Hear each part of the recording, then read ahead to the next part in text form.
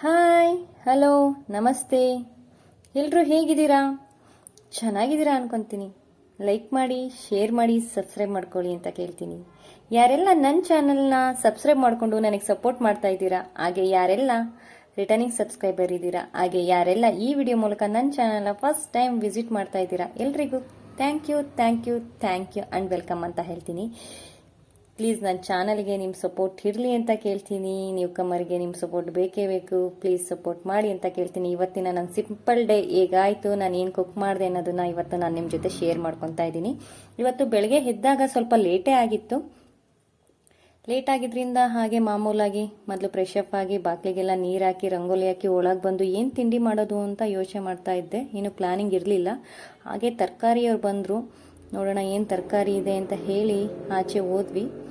ಎಲ್ಲ ತರಕಾರಿ ಇತ್ತು. ನುಗ್ಗೆಕಾಯಿ, ಸೋರೆಕಾಯಿ, ಜವಳಿಕಾಯಿ, ಬೀನ್ಸು, ಕ್ಯಾರೆಟು, ಬದನೆಕಾಯಿ, ನವಿಲ್ಕೋಸು, ಇನ್ನೂ ಸುಮಾರಿತ್ತು.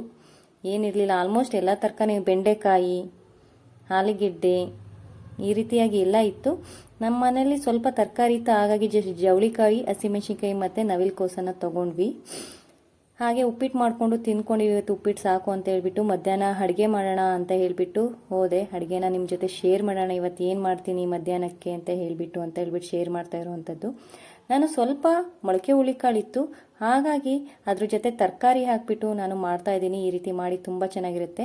ಮೊದಲಿಗೆ ನಾನು 2 ಟೇಬಲ್ ಸ್ಪೂನಷ್ಟು ತೆಂಗಿನಕಾಯಿನ ತೊಗೊಂಡಿದ್ದೆ, ಹಾಗೆ 2 ಈರುಳ್ಳಿನ ತೊಗೊಂಡಿದ್ದೀನಿ, ಹಾಗೆ 1.5 ಟೇಬಲ್ ಸ್ಪೂನಷ್ಟು ಅಚ್ಚ ಖಾರದ ಪುಡಿ, 1/4 ಸ್ಪೂನಷ್ಟು ಧನಿಯಾ ಪುಡಿ, ಇಷ್ಟನ್ನು ಹಾಕಿ ಈ ರೀತಿಯಾಗಿ ಫೈನಾಗಿ ಪೇಸ್ಟ್ ಮಾಡ್ಕೊಳ್ಳಿ.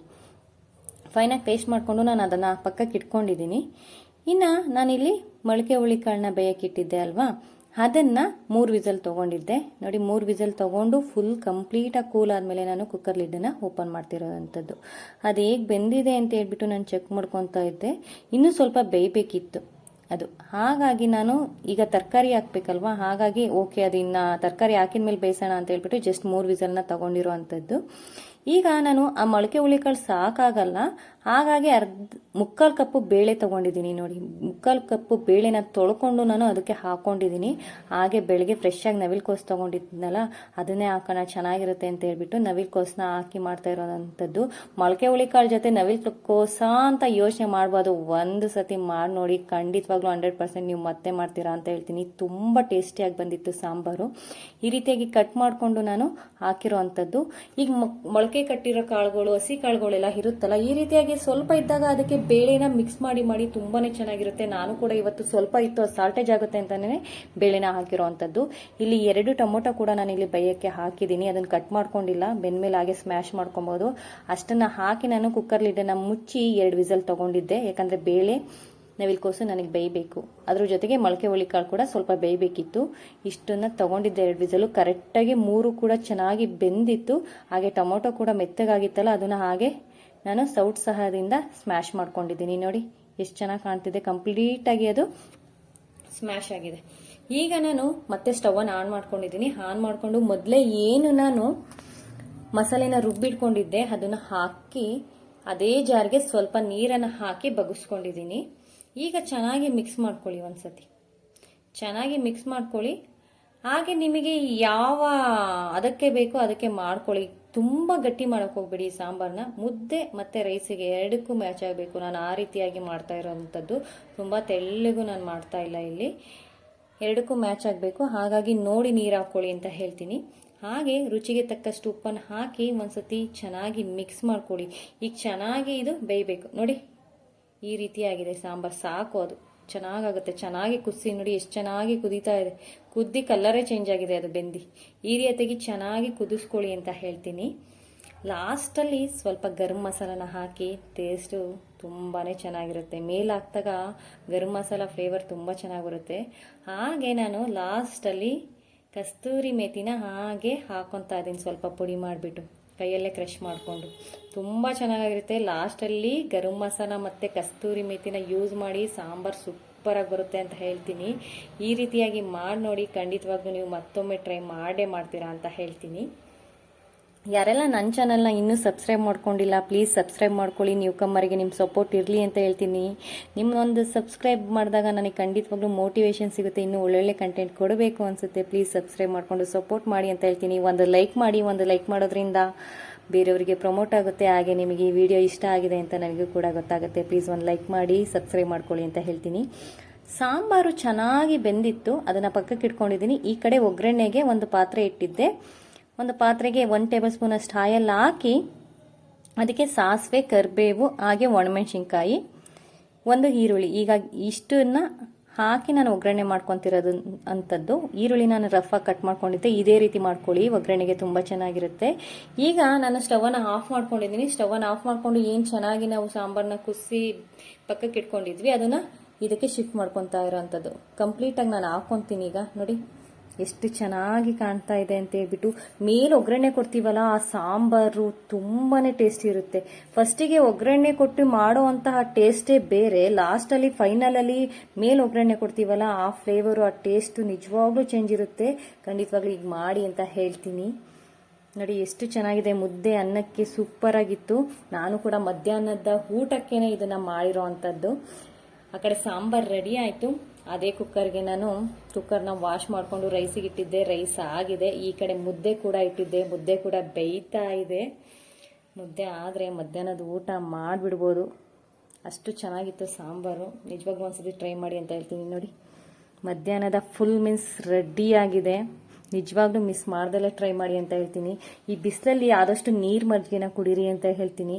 ಯಾಕಂದರೆ ಬಾಡಿಲಿ ನೀರಂಶ ಕಮ್ಮಿ ಆಗ್ತಾ ಇರುತ್ತೆ, ಡಿಹೈಡ್ರೇಟ್ ಆಗ್ತಾ ಇರುತ್ತೆ. ಹಾಗಾಗಿ ನೀರು ಮಜ್ಜಿಗೆನ ಈ ಬೇಸಿಗೆನಲ್ಲಿ ತುಂಬಾ ಯೂಸ್ ಮಾಡಬೇಕು, ತುಂಬ ಹೆಲ್ತಿಗೆ ಒಳ್ಳೆಯದು. ಹಾಗಾಗಿ ಆದಷ್ಟು ನೀರು ಮಜ್ಜಿಗೆನ ಯೂಸ್ ಮಾಡಿ, ಮೊಸರನ್ನ ಕಮ್ಮಿ ಮಾಡಿ ನೀರು ಮಜ್ಜಿಗೆನ ಯೂಸ್ ಮಾಡಿ ಬೇಸಿಗೆನಲ್ಲಿ ಅಂತ ಹೇಳ್ತೀನಿ. ಒಂದ್ಸತಿ ಮಿಸ್ ಮಾಡ್ದಲ್ಲ ಈ ಸಾಂಬಾರನ್ನ ಟ್ರೈ ಮಾಡಿ, ತುಂಬಾ ರುಚಿಯಾಗಿತ್ತು. ನಂದು ಕೂಡ ಊಟ ಆಯಿತು. ಊಟ ಆಗಿ ಹಾಗೆ ಟೈಮ್ ಪಾಸ್ ಮಾಡ್ತಾ ಇದ್ದೆ. ಪಕ್ಕದ ಮನೆ ಆಂಟಿ ನನಗೆ ಫೋನ್ ಮಾಡಿದ್ರು. ಫೋನ್ ಮಾಡಿ ಸ್ವಲ್ಪ ಬರ್ತೀಯಾ ಅಂತ ಕೇಳಿದ್ರು. ಸರಿ ಆಂಟಿ ಯಾಕೋ ಕರೆದಿದ್ದಾರಲ್ಲ ಅಂತ ಹೇಳ್ಬಿಟ್ಟು ಹೋಗ್ತಾ ಇದ್ದೀನಿ. ನಮ್ಮ ಪಕ್ಕದ ಮನೆ, ಪಕ್ಕದ ಮನೆ ನೋಡೋಣ ಆಂಟಿ ಏನೋ ಕರೆದಿದ್ದಾರೆ ಅಂತ ಹೇಳ್ಬಿಟ್ಟು. ಅವರು ಮನೆ ಶಿಫ್ಟ್ ಮಾಡ್ತಾ ಇದ್ದಾರೆ, ಅದಕ್ಕೆ ಏನಕ್ಕಾರ ಕರೆದಿರ್ಬೋದು ಅಂತ ಹೋಗ್ತಾ ಇದ್ದೆ. ನೋಡಿ ಇದೇನೆ ಅವ್ರ ಮನೆ. ಪಾಪ ಎಲ್ಲ ಸಾಮಾನೆಲ್ಲ ತುಂಬ ಅಲ್ಲಲ್ಲೇ ಇಟ್ಟಿದ್ದಾರೆ ಅವರು. ಅಲ್ಲಿ ವೈಟ್ ಕೇಕ್ ಕಾಣ್ತಿದೆಯಲ್ಲ ಅದು ನಮ್ಮ ಮನೆ, ಇದು ಅವ್ರ ಮನೆ. ಒಂದು ಮನೆ ಗ್ಯಾಪ್ ಇದೆ ಅಷ್ಟೇ. ಆಂಟಿಗೆ ಗಿಡ ಅಂದರೆ ಇಷ್ಟ. ಏನೇನೋ ಸ್ವಲ್ಪ ಗಿಡಗಳೆಲ್ಲ ಬೆಳೆಸ್ಕೊಂಡಿದ್ದಾರೆ, ಚೆನ್ನಾಗಿ ಅದನ್ನು ಸಾಕೊಂಡಿದ್ದಾರೆ. ಗಿಡಗಳನ್ನೆಲ್ಲ ದಿನ ನೀರು ಹಾಕಿ ಒಳ್ಳೆ ಹಸ್ರಾಗಿ ಚೆನ್ನಾಗಿರುತ್ತೆ, ಒಂದು ಸ್ವಲ್ಪನೂ ಧೂಳಿರಲ್ಲ. ಅಷ್ಟು ಚೆನ್ನಾಗಿ ಮೇಂಟೈನ್ ಮಾಡಿದ್ದಾರೆ ಈ ವಯಸ್ಸಿನಲ್ಲಿ ಕೂಡ ಗಿಡಗಳನ್ನೆಲ್ಲ. ನೋಡಿ ಪಾಪ ಮನೆ ಶಿಫ್ಟ್ ಮಾಡಬೇಕು, ಎಲ್ಲ ಪ್ಯಾಕಿಂಗ್ ಮಾಡಿ ಮಾಡಿ ಮಾಡಿ ಅಲ್ಲೆಲ್ಲೇ ಇಟ್ಟಿದ್ದಾರೆ. ಎಲ್ಲ ಪ್ಯಾಕಿಂಗ್ ಆಗ್ತಾ ಇದೆ ಸುತ್ತಿ. ಆಂಟಿ ಏನು ಕರೆದಿದ್ರು ಅಂದರೆ ಸ್ವೀಟು ಕೊಡೋಕ್ಕೆ. ನಿನ್ನೆ ಹಾಲು ಉಗ್ಸಿದ್ರಂತೆ ಮನೆದು, ಹಾಗಾಗಿ ನನಗೆ ಕರೆದು ಸ್ವೀಟನ್ನು ಕೊಟ್ಟಿದ್ದು. ಅಲ್ಲಿ ಆ ಸ್ವೀಟನ್ನು ತಿಂದ್ಕೊಂಡು ನಾನು ಸ್ವಲ್ಪ ಹೊತ್ತು ಕೂತ್ಕೊಂಡು ಆಂಟಿ ಹತ್ರ ಮಾತಾಡಿಕೊಂಡು ಬಂದೆ. ಹಾಗೆ ಅಷ್ಟೊತ್ತಿಗೆ ತುಂಬ ಟೈಮೇ ಮಾತಾಡಿದೆ. ಸ್ವಲ್ಪ ಸಂಜೆ ಆಗಿತ್ತು, ಒಂದು ವಾಕ್ ಹೋಗೋಣ ಅಂತ ಹೇಳ್ಬಿಟ್ಟು ಪಾರ್ಕಿಗೆ ಬಂದೆ. ಅಷ್ಟು ಜನ ಇರಲಿಲ್ಲ ಪಾರ್ಕಲ್ಲಿ, ಒಂದು ಸ್ವಲ್ಪ ಬೇಗನೆ ಬಂದಿದ್ದೆ. ಸ್ವಲ್ಪ ಇನ್ನೊಂದು ಅರ್ಧ ಗಂಟೆ ಆದರೆ ಜನ ತುಂಬಾ, ಮಕ್ಕಳು, ವಾಕ್ ಮಾಡೋರು, ಎಕ್ಸಸೈಸ್ ಮಾಡೋರು ಎಲ್ಲ ತುಂಬ ಜನ ಬಂದುಬಿಡ್ತಾರೆ ವಾಕಿಗೆ. ಇಲ್ಲಿ ಯಾರೋ ಗೊತ್ತಿಲ್ಲಪ್ಪ ಇವ್ರಿಗೆ ಏನಾಗಿತ್ತು ಅಂತ ಹೇಳ್ಬಿಟ್ಟು ಈ ರೀತಿಯಾಗಿ ಎಲ್ಲನೂ ಉಲ್ಟಾ ಪಲ್ಟಾ ಹಾಡ್ತಾ ಇದ್ರು. ಆಮೇಲೆ ಎಲ್ಲ ಒಂದೊಂದು ರೌಂಡ್ ಹಾಡಿಬಿಟ್ಟು ಹೋಗಿ ಮಲ್ಕೊಂಡ್ರು. ನಾನು ಅದನ್ನು ಕಂಪ್ಲೀಟಾಗಿ ವೀಡಿಯೋ ಮಾಡೋಕ್ಕೆ ಹೋಗಲಿಲ್ಲ. ಇನ್ನು ಮಕ್ಕಳಿಗೆ ಆಟ ಆಡೋದ್ರ ಜೊತೆಗೆ ಎಕ್ಸಸೈಸ್ ಮಾಡಬೇಕು, ನಾವು ಮಾಡ್ತೀವಿ, ದೊಡ್ಡವ್ರು ಮಾಡ್ತಾರಲ್ಲ, ಅದಕ್ಕೆ ನಾವು ಮಾಡಬೇಕು ಅಂತ ಹೇಳ್ಬಿಟ್ಟು ಮಕ್ಕಳು ಮಾಡ್ತಾಯಿದ್ರು. ಅದನ್ನು ಕೂಡ ಒಂದು ಕ್ಲಿಪ್ಪಿಂಗ್ ತಗೊಂಡೆ. ನನ್ನ ನೋಡಿ ಹಾಡ್ಕೊತಾ ಇದ್ದ ಅವನು. ಅಲ್ಲಿ ನೋಡಿರಿ, ನನ್ನನ್ನು ನೋಡಿ ಹಾಡಿಕೊಂಡು ಇದು ಮಾಡ್ತಾ ಇದ್ದ ಅವನು. ಆ್ಯಕ್ಚುಲಿ ಅದ್ರದ್ದು ವಾಯ್ಸು ತುಂಬಾ ಗಲಾಟೆ ಇತ್ತು, ಹಾಗಾಗಿ ನಾನು ಅದನ್ನು ವಾಯ್ಸನ್ನು ತೆಗ್ದಿರೋ ಅಂಥದ್ದು ವಾಯ್ಸ್ ಓವರ್ ಕೊಡ್ತಾ ಇದ್ದೀನಿ. ಅದು ತುಂಬ ಕ್ಲಾರಿಟಿ ಇರಲಿಲ್ಲ ವಾಯ್ಸು, ಹಾಗಾಗಿ ವಾಯ್ಸ್ ಓವರ್ ಕೊಡ್ತಾ ಇರೋ ಅಂಥದ್ದು ಇದಕ್ಕೆ. ಚೆನ್ನಾಗಿ ಮಕ್ಕಳು ಈಗ ರಜಾ ಅಲ್ವಾ, ಎಕ್ಸಾಮ್ ಎಲ್ಲ ಮುಗ್ದಿದೆ, ಚೆನ್ನಾಗಿ ಆಟ ಆಡ್ತಾರೆ. ಅವ್ರಿಗೆ ಅದೇ ಅಲ್ವಾ, ಆಟಾಡಿ ಸುಸ್ತಾಗಿ ಮನೆಗೆ ಹೋಗಿ ಮಲ್ಕೊಳ್ಳೋದೇ ಕೆಲಸ ಇನ್ನು ಅವರಿಗೆ.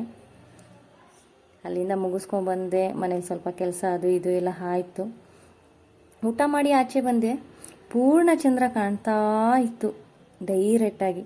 ಆ್ಯಕ್ಚುಲಿ ಇಲ್ಲಿ ಚಿಕ್ಕದಾಗಿ ಕಾಣ್ತಿದೆ, ತುಂಬ ದೊಡ್ಡದಾಗಿ ಕಾಣ್ತಾ ಇತ್ತು. ಅದು ನೋಡಿ, ಅದು ಲೈಟು, ಇದು ಪೂರ್ಣ ಚಂದ್ರ. ತುಂಬ ಕೆಂಪಾಗಿ ಕಾಣ್ತಾ ಇತ್ತು, ತುಂಬ ಚೆನ್ನಾಗಿ ಕಾಣ್ತಾ ಇತ್ತು. ಅದು ಒಂದು ಕ್ಲಿಪ್ಪಿಂಗ್ ತೊಗೊಂಡೆ. ಊಟ ಮಾಡಿ ಹಾಗೆ ಒಂದೆರಡು ಮೂರು ರೌಂಡು ವಾಕನ್ನು ಮಾಡಿ ಈ ಕಡೆ ನೋಡ್ತಿದ್ದಂಗೆ ಚಂದ್ರ ಕಾಣ್ತು. ತುಂಬ ಖುಷಿ ಆಯಿತು. ಅದು ಒಂದು ಕ್ಲಿಪ್ಪಿಂಗನ್ನು ತಗೊಂಡೆ. ಇದು ನನ್ನ ದಿನವಾಗಿತ್ತು. ನನ್ನ ಈ ವಿಡಿಯೋ ನಿಮಗೆ ಇಷ್ಟ ಆಗಿದ್ದರೆ ಲೈಕ್ ಮಾಡಿ, ಶೇರ್ ಮಾಡಿ, ಸಬ್ಸ್ಕ್ರೈಬ್ ಮಾಡ್ಕೊಳ್ಳಿ ಅಂತ ಕೇಳ್ತೀನಿ. ನೀವು ಕಮ್ಮರಿಗೆ ನಿಮ್ಮ ಸಪೋರ್ಟ್ ಇರಲಿ. ನಾನು ನನ್ನ ನೆಕ್ಸ್ಟ್ ವಿಡಿಯೋದಲ್ಲಿ ಸಿಗ್ತೀನಿ. ಅಲ್ಲಿವರೆಗೂ ಯಾವಾಗಲೂ ಖುಷಿಯಾಗಿರಿ, ನಗ್ನಗ್ತಾ ಇರಿ ಅಂತ ಹೇಳ್ತೀನಿ. ಮರಿಬೇಡಿ, ಲೈಕ್ ಮಾಡಿ, ಶೇರ್ ಮಾಡಿ, ಸಬ್ಸ್ಕ್ರೈಬ್ ಮಾಡ್ಕೊಳ್ಳಿ ಅಂತ ಹೇಳ್ತೀನಿ. ಹಾಗೆ ಈ ವಿಡಿಯೋ ಹೇಗೆ ಅನಿಸ್ತು ಅಂತ ಹೇಳ್ಬಿಟ್ಟು ಕಾಮೆಂಟ್ ಮಾಡಿ ಅಂತ ಹೇಳ್ತೀನಿ. ನಾನು ನನ್ನ ನೆಕ್ಸ್ಟ್ ವಿಡಿಯೋದಲ್ಲಿ ಸಿಗ್ತೀನಿ. ಅಲ್ಲಿವರೆಗೂ ಯಾವಾಗಲೂ ಖುಷಿಯಾಗಿರಿ, ನಗ್ನಗ್ತಾ ಇರಿ ಅಂತ ಮತ್ತೆ ಹೇಳ್ತಾ ಇದ್ದೀನಿ. Thank you for watching my video. Thank you so much.